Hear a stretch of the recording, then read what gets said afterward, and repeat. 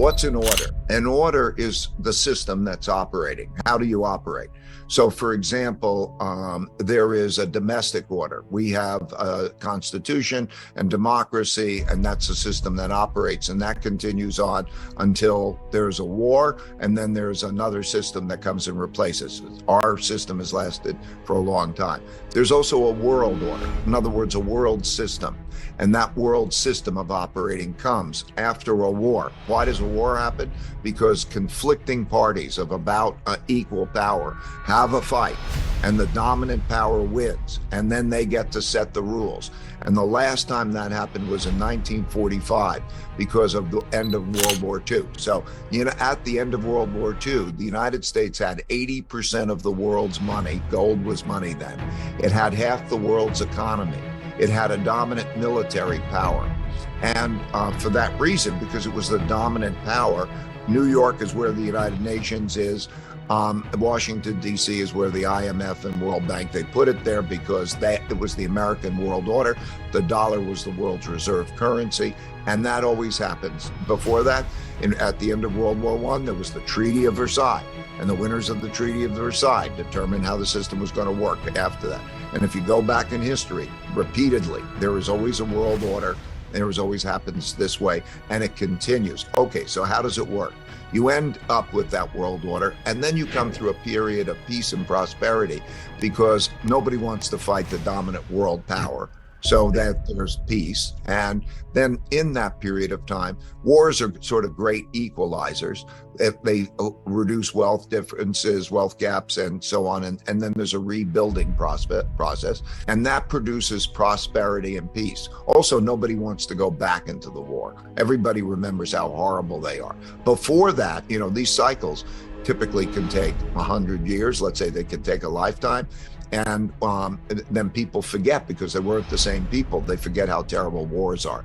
After wars, people remember how terrible wars are and they want peace. All of those reasons produces peace and prosperity. And there's also a financial reorganization. But then that peace and prosperity leads naturally to the country that has that having the world's reserve currency. A reserve currency means it's the currency that's accepted. So naturally, the dollar is the world's reserve currency. Before that, it was the British pound during the British Empire. Before that, it was the Dutch guilder. It's the same pattern. And so, and there's peace and prosperity with the world's reserve currency.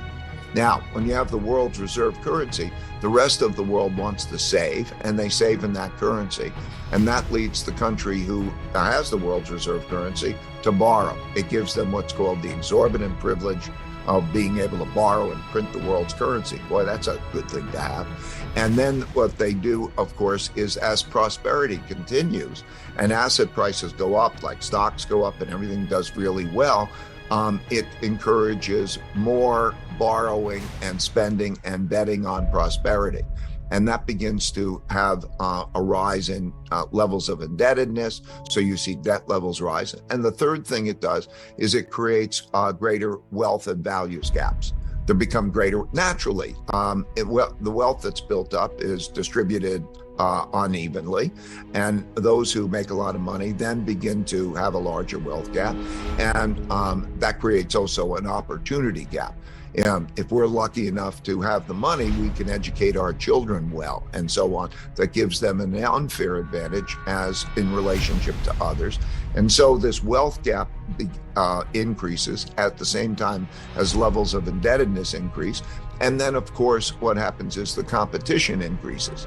The competition increases because when you win and you have the other Germany or Japan or other countries destroyed after the war and there are no other competitors, then it's a dominant position. But over with time, others learn and begin to build up, like China particularly has increased its per capita income and its competitiveness. And so China is a competitor with the United States. But all through that time, it was like the British were competitors with the Dutch and so on.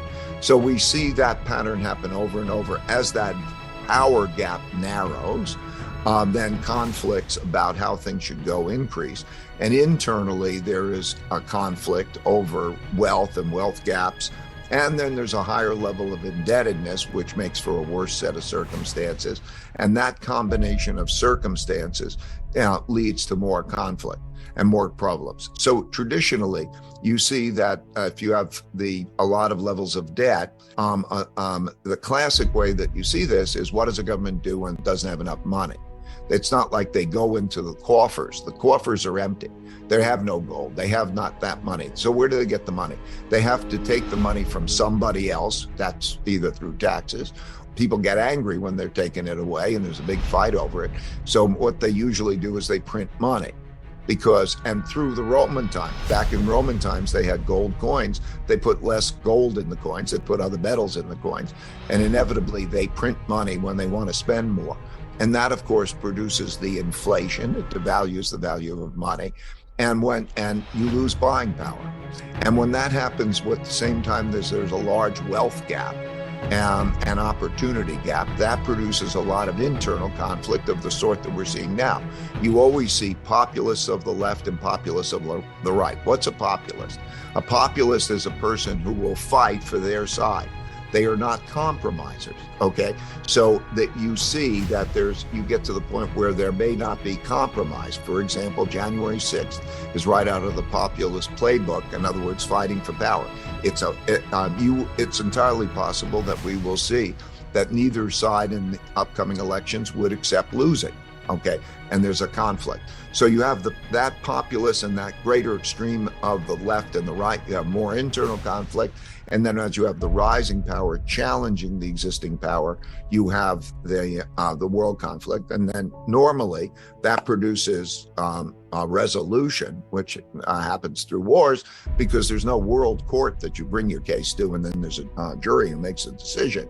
It's typically through conflict. You have the next war, and you do the same thing over and over again. So that, by and large, is the pattern.